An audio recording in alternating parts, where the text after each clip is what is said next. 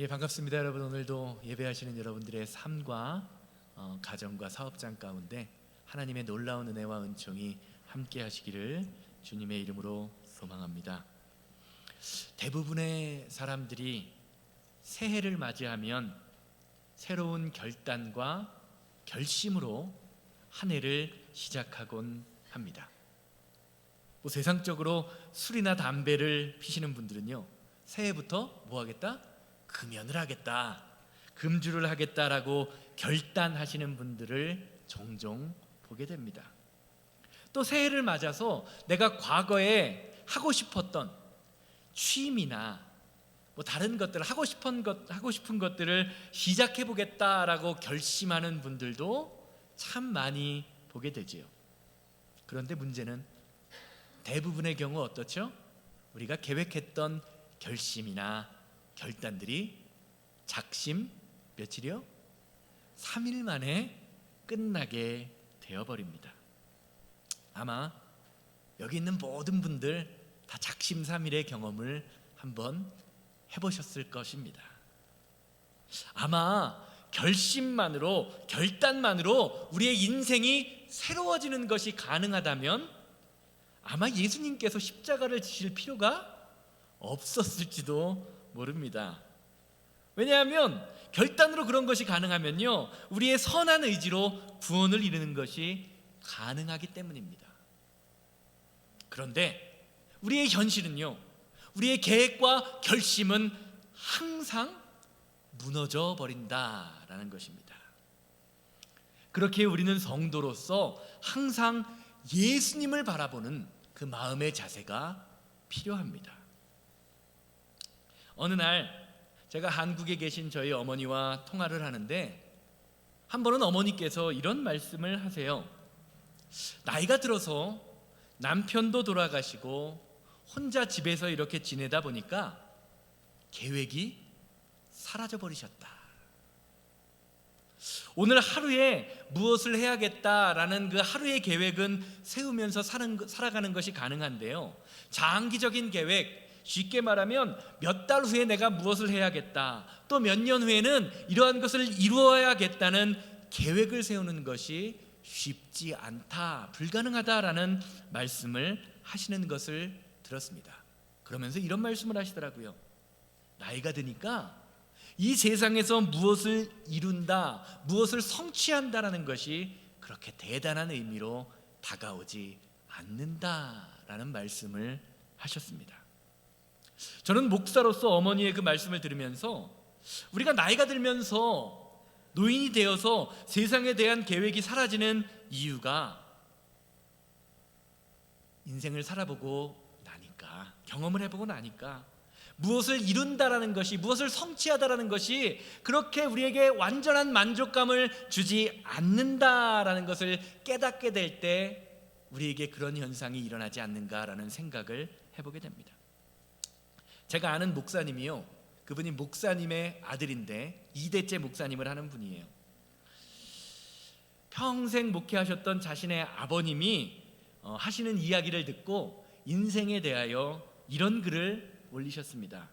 제목이 목사의 자랑의 역사입니다. 목사가 하는 자랑의 역사. 이런 내용이에요. 목사는 나이가 들어감에 따라 자랑의 내용이 달라지더라. 젊을 때는 교회 건물 크다, 교인 수가 얼마나 되냐, 사례비가 얼마나 됐느냐, 감리사는 해보았느냐, 감독은 해보았느냐라는 자랑으로 시작된다. 그러다 나이가 들면 내 아들이 유학에 다녀와서 대기업에 다닌다, 의사가 되었다, 변호사가 되었다, 결혼했는데 며느리가 그렇게 나한테 잘하더라라는 자랑으로 바뀐다. 그리고 그 다음에는 손녀 자랑이다. 내 손자가 얼마나 똑똑한지 모른다. 그런 자랑으로 바뀌더라. 그러다가 몸이 삐걱거리기 시작하면 건강 자랑, 결국은 건강 자랑으로 종결되니 건강관리 잘해라. 이게 목사님들이 모여서 서로 대화하시면서 자랑하는 자랑의 역사래요. 저는 이 글을 보면서 혼자 한참 웃었습니다. 결국에는 우리의 인생이 돈도 아니고 명예도 아니고 권력도 아니고 건강 자랑으로 끝나버리는 게 인생이라는 것입니다. 이 말이 말하는 것이 무엇입니까? 건강을 잃으면요, 아무리 세상에서 좋은 것을 소유했어도 그것을 누릴 수가 없다라는 것이죠. 산의 진미도요, 건강할 때나 맛있습니다. 여러분, 건강을 잃고 나면요 아무 맛도 느끼지 못합니다. 건강할 때 많이 드시기 바래요. 그래서요, 솔로몬이요 노년에 자신의 인생을 정리하면서 우리는 다음과 같이 고백하는 것을 보게 되지 않습니까? 전도서 1장 2절이잖아요. 전도자가 이르되 헛되고 헛되며 헛되고 헛되니 모든 것이 헛되도다. 쉽게 말하면 우리가 솔로몬이 계획하는 것이 무엇입니까? 하나님 없는 세상에서 많은 것을 이루었지만, 쾌락과 부와 명예를 이루었지만 결국에는 헛되다는 것입니다. 아무리 대단하게 생각하는 삼성의 이재용 회장이나, 그렇죠? 콜로라도 스프링스에 사는 서영원 목사나 하루 3끼 먹고 사는 것은 똑같습니다. 여러분, 아무리 잘 나가고 아무리 부와 명예를 이루었다고 해도요 10끼 먹고 살지 않습니다. 우리의 인생은요 하루 3끼 먹고 사는 것입니다. 사도 바울은요 젊은 시절에 이것을 깨달았습니다. 그래서 자신이 소유한 가문과 학물과 혈통이 뭐 같다고 고백하죠? 배설물과 같다라고 고백합니다. 빌립보서 3장 7절에서 9절 보세요. 그러므로 무엇이든지 내게 유익하던 것을 내가 그리스도를 위하여 다 해로 여길 뿐더러 모든 것 또한 모든 것을 해로 여김은 내 주 그리스도 예수를 아는 지식이 가장 고상하기 때문이라. 내가 그를 위하여 모든 것을 잃어버리고 배설물로 여김은 그리스도를 얻고 그 안에서 발견되려 함이니 내가 가진 의는 율법에서 난 것이 아니요 오직 그리스도를 믿음으로 말미암은 것이니 믿음으로 하나님께로부터 난 의라. 아멘. 사랑하는 여러분, 성도는 예수 그리스도를 아는 그 지식, 예수 그리스도를 아는 그 믿음을요 세상에서 가장 고귀한 것으로 여기는 사람입니다. 우리가 부르는 찬양 중에 이런 찬양 있죠. 이 몸의 소망 무엔가 우리 주 예수뿐일세 우리 주 예수밖에는 믿으리 아주 없도다. 주 나의 반석이시니 그 위에 내가 서리라. 그 위에 내가 서리라. 아멘. 사랑하는 여러분, 성도는 예수님을 통해서 힘과 소망을 얻는 사람입니다. 그렇게 우리는요 어떤 힘든 상황 속에 닥칠지라도 이것은 안 된다, 나는 못한다 생각하며 낙심하지 말아야 합니다. 우리는 할 수 없지만, 우리는 안 되지만 주님께서는 저와 여러분들을 능히 새로운 삶을 살 수 있는 능력의 사람, 믿음의 사람으로 변화시키실 수 있는 분이기 때문입니다. 이것이 그리스도로 소망을 살아가는 사람의 삶의 모습입니다. 그래서 오늘 본문 말씀은요 다음과 같이 증거합니다. 19절 말씀 함께 보시기 바랍니다. 보라, 내가 새 일을 행하리니 이제 나타날 것이라 너희가 그것을 알지 못하겠느냐. 반드시 내가 광야의 길을 사막의 강을 내리니. 아멘. 사랑하는 여러분, 하나님께서 저와 여러분들에게 이루시기 원하는 새 일이 있습니다. 보라, 내가 새 일을 행할 것이다 라고 말씀하십니다. 누구에게요? 나에게, 저와 여러분들에게 행하십니다. 믿으십니까? 믿으십니까? 그런데 오늘 말씀을 보면 참 재미있는 사실이 있습니다. 하나님께서 새 일을 행하심에도 불구하고 많은 사람들이요, 하나님이 행하시는 새 일이 무엇인지를 분별하지 못하게 될 것이다 라고 말씀하십니다. 너희가 그것을 알지 못하겠느냐?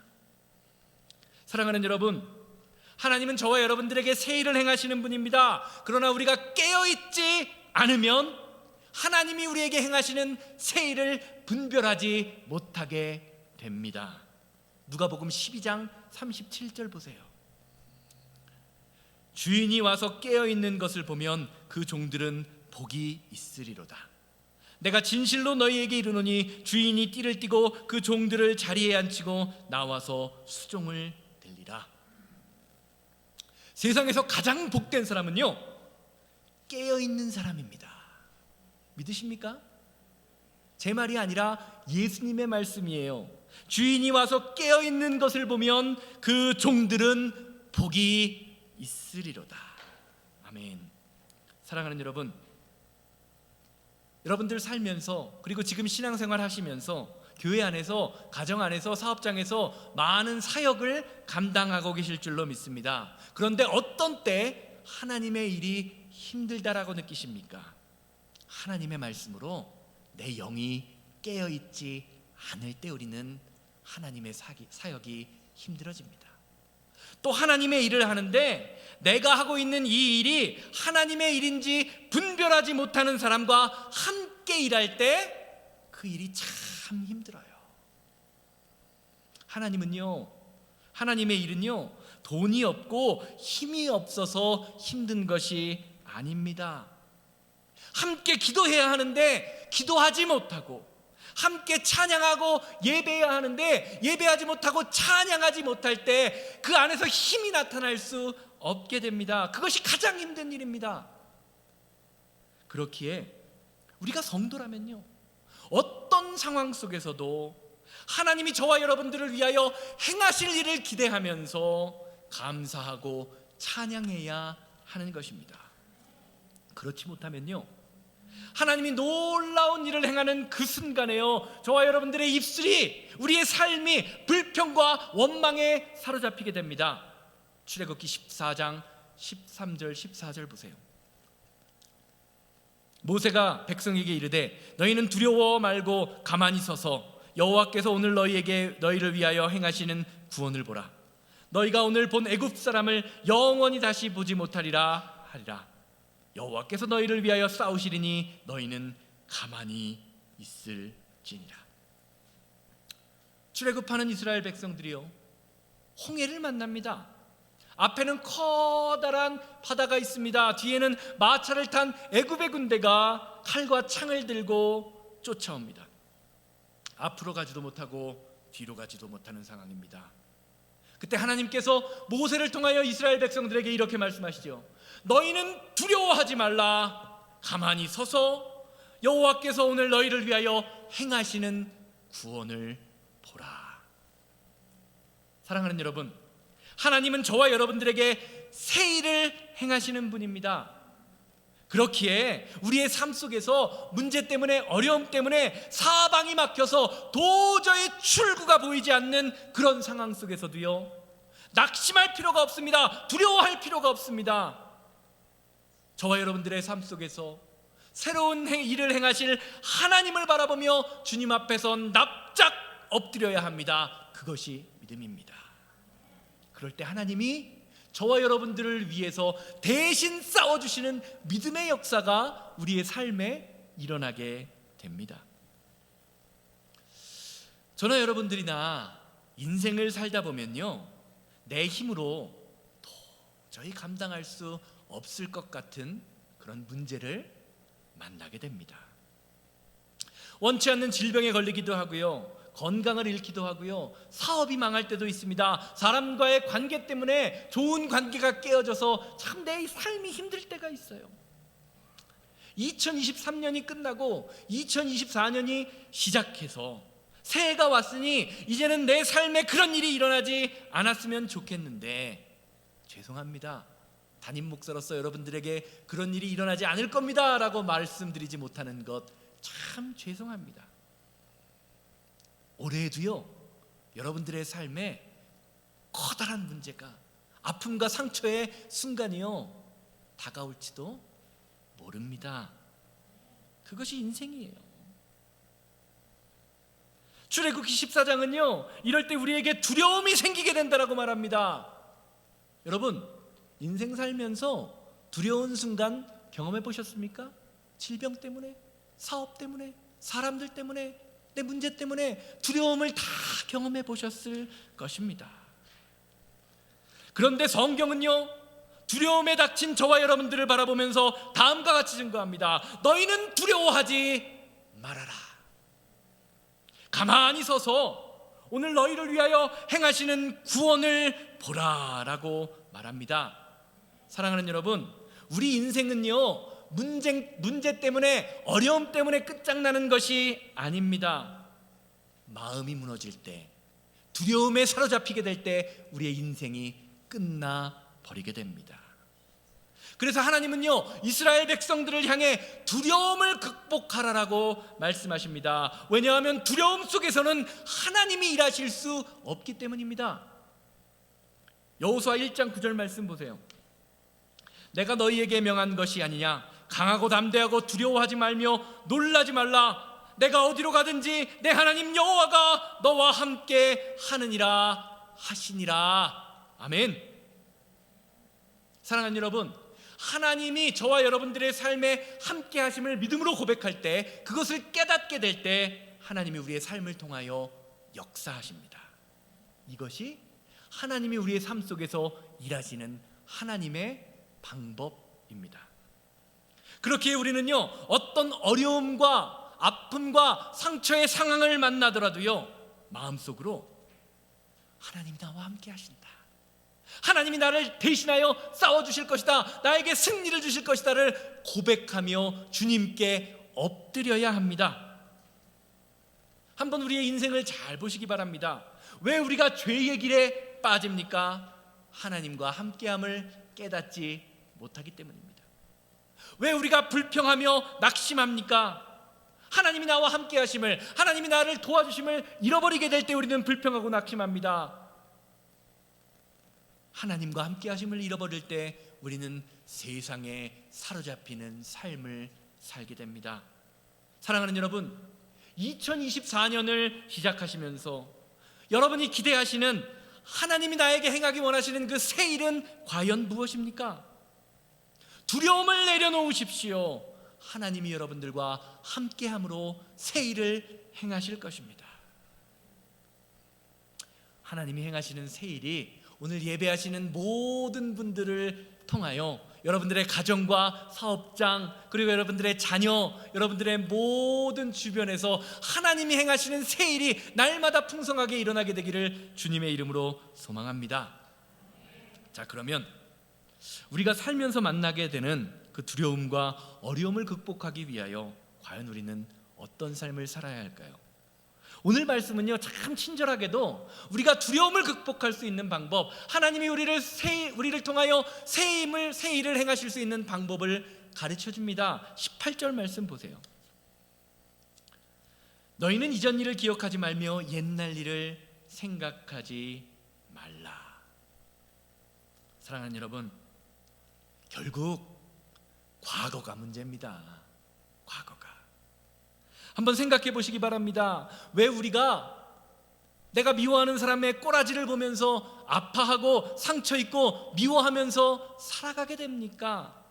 바로 과거 그 사람의 모습, 과거 그 사람에 대한 기억 때문입니다. 우리가 아픈 과거에 매여 살면 살수록 오늘을 망치게 되는 것이 인생입니다. 그러기에 우리는요 우리에게 아픈 과거의 기억을 주는 상처의 쓴뿌리들과 저주를 하나님은 뭐라고 말씀하시죠? 기억하지도 말고 뭐하지도 말아라? 의도적으로 생각하지도 말아라 라고 말씀하십니다. 하나님이 원하시는 새 일을 경험하기 위해서 우리는 과거를 벗어버리는 삶을 살아야 한다라고 말씀하시는 것입니다. 이와 비슷한 말씀을 에베소서 말씀에서도 하시지요. 에베소서 4장 22절에서 24절입니다.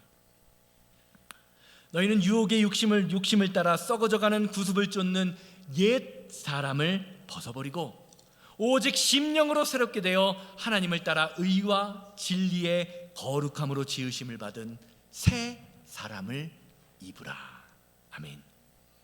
사랑하는 여러분, 성경이 말하는 새 사람이 된다라는 것은요, 겉모습이 막 예뻐지고 튼튼해지고 건강해지는 것이 아닙니다. 지난주에 제가 말씀드린 것처럼 시간이 지남에 따라 하나님 앞에 무릎 꿇음에 따라 우리의 내면, 우리의 속사람이 새로워지므로 주님이 우리에게 주시는 기쁨이 무엇인지, 주님이 나를 통하여 원하시는 그 평강이 무엇인지를 깨닫게 되는 것이 새 사람이 되는 것입니다. 그것을 에베소서 말씀은 무엇이라고 이야기합니까? 구습, 옛날의 습관을 벗어버리는 일이다라고 말하고 있습니다. 사랑하는 여러분, 하나님을 믿기 이전에 저와 여러분들이요, 사망의 사람이었다면 이제는 더 이상 사망이 저와 여러분들의 삶을 주장하지 않습니다. 예수님의 생명이 저와 여러분들의 삶을 주장합니다. 하나님을 믿기 이전에 우리가 세상에 속한 사람이었다면 이제는 더 이상 세상에 붙들려 살아서는 안 됩니다. 예수님의 십자가의 보혈의 능력으로 하나님이 주시는 새 일을 행하는 사람, 새 일을 행하는 교회가 저와 여러분들의 모습이 되어야 하는 것입니다. 그러기 위해서 우리가 해야 할 것이 무엇이라고요? 썩어져 버릴 수밖에 없는 옛날의 습관을 예수 그리스도의 십자가의 은혜로 끊어버리는 믿음의 역사가 있어야 한다고 오늘 본문 말씀은, 성경은 이야기해주고 있습니다. 사랑하는 여러분, 오늘 이 시간 저와 여러분들의 삶에서 끊어버려야 할 과거의 습관, 버려야 할 옛 기억은 과연 무엇입니까? 한 해를 시작하는 첫 주일, 주님의 십자가 앞에 우리의 모든 과거의 아픔과 상처, 미움과 다툼, 시기와 질투를 내려놓게 되기를 주님의 이름으로 소망합니다. 오늘은 어떻게 사느냐에 따라서요, 내일의 나의 모습이 결정됩니다. 상처를 붙들고 살면 상처의 사람이 됩니다. 그러나 반대로 감사를 붙들고 살면요, 감사의 사람으로 변하게 됩니다. 이어지는 말씀이 그것을 증거합니다. 43장 20절에서 21절 말씀 보세요. 장차 들짐승 곧 승냥이와 타조도 나를 존경할 것은 내가 광야의 물을 사막의 강들을 내어 내가 택한 자에게 마시게 할 것임이라. 이 백성은 내가 나를 위하여 지었나니 나를 찬송하게 하려 함이니라. 말씀 가만히 문맥을 쭉 잘 살펴서 보시기 바랍니다. 오늘 말씀은요, 하나님께서 저와 여러분들을 통하여, 우리 교회를 통하여 새 일을 행하실 것이라고 말합니다. 그리고 그 새 일을 행하시는 그 결과를 무엇이라고 결론 짓고 있습니까? 찬송의 사람이 되는 것이다 라고 말합니다. 사랑하는 여러분, 하나님이 주시는 새 일을 경험한다라는 것은요, 어떤 상황 속에서도 찬양하고 어떤 상황 속에서도 감사하는 찬송과 감사의 사람이 되는 것입니다. 왜냐하면 하나님이 나에게 주신 상황이 지금 이 순간이 가장 좋은 것임을 경험하지 못하면, 고백하지 못하면 저와 여러분들은 절대로 감사의 사람, 찬양의 사람이 될 수 없기 때문입니다. 반대로 무슨 사람이 되죠? 불평과 원망의 사람이 됩니다. 여러분, 불평하면서 감사하는 사람 보셨습니까? 어떠세요? 불평하면요, 절대로 찬송할 수 없습니다. 감사할 수 없습니다. 이런 점에서요, 내 믿음의 크기는 내 찬송의 크기, 감사의 크기와 비례하는 것입니다. 제 아내가 19살 때인가 봐요. 어머니께서, 저희 장모님께서 화상을 입어서, 전신에 75% 화상을 입어서 자기는 대학도 못 가고 엄마를 간호해야 하는 처지에 있었습니다. 1년 8개월인가를 아마 병원에서 간호를 했어요. 그런데 그러는 중에 얼마 전에 저에게 이런 고백을 하더라고요. 엄마는 병원에 누워있고 자기는 대학도 포기하고 아무것도 할 수 없는 그런 상황에서 하나님 앞에 기도를 하는데 하나님이 이런 감동을 주시더래요. 비록 내 상황이 힘들고 어렵지만 그래도 지금 하나님이 나에게 허락하신 것이 가장 좋은 것이다. 그 마음의 감동을 받고 하나님이 나에게 주신 것이 가장 좋은 것이다라는 그 마음을 가졌지만 그때는 잘 몰랐대요. 근데 시간이 지나고 장성하고 이제 중년의 나이가 되니까요, 그때 하나님이 나에게 허락하셨던 그 순간이 가장 좋은 것임을 고백하게 되었다라고, 이제는 깨닫게 되었다라고 고백하는 것을 들은 적이 있습니다.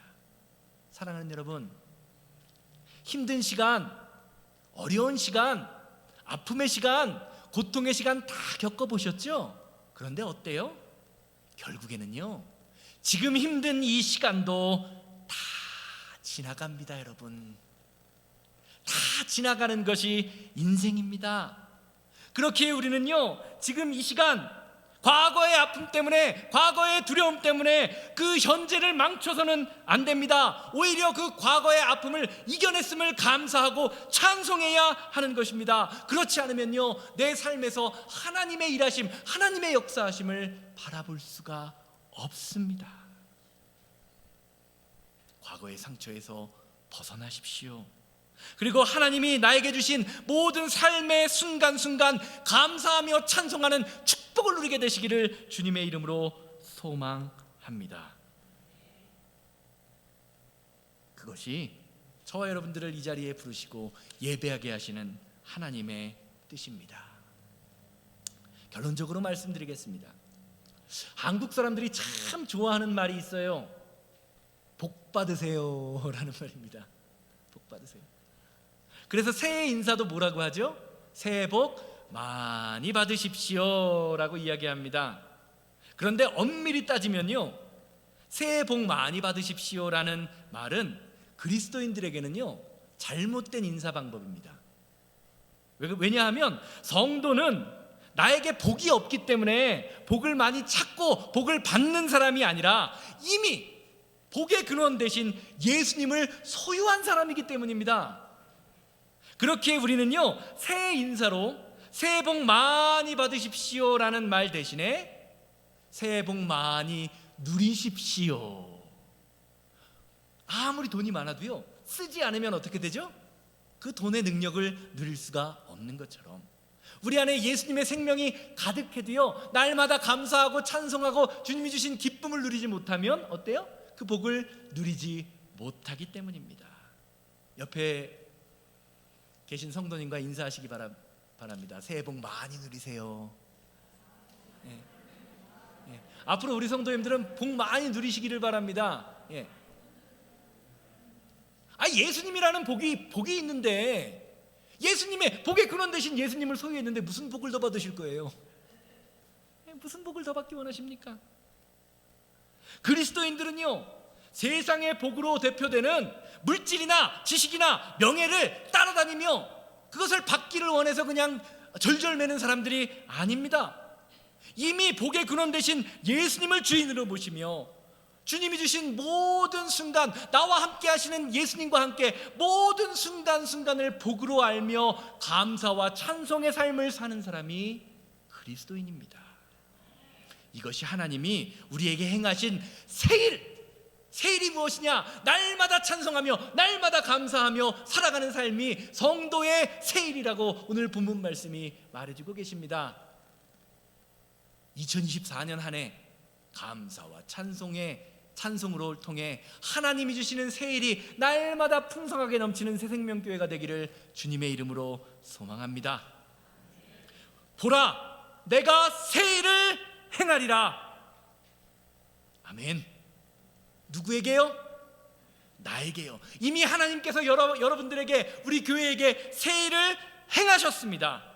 새로 맞이하는 2024년, 하나님이 행하신 놀라운 세일을 날마다 경험함으로 하나님께 온전히 찬양하며 온전히 감사하는 찬송과 감사의 삶을 살아가는 2024년 되시기를 주님의 이름으로 소망합니다. 이것이 2024년 새해 첫 주일 하나님이 우리에게 주시는 새해의 메시지입니다. 주만 바라볼지라 다 같이 찬양하시고 우리가 기도하고 축도로 예배를 마칩니다.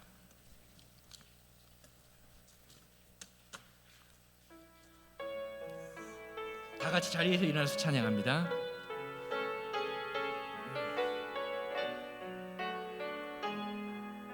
하나님의 사랑을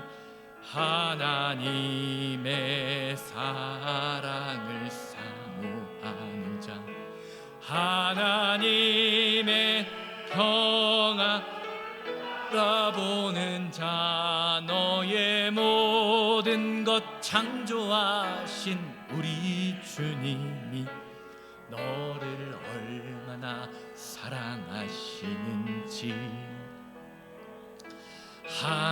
하나님께 찬양과 경배하는 자, 하나님의 선하심을 닮아가는 자, 너의 모든 것 창조하신 우리 주님이 너를 자녀 삼으셨네.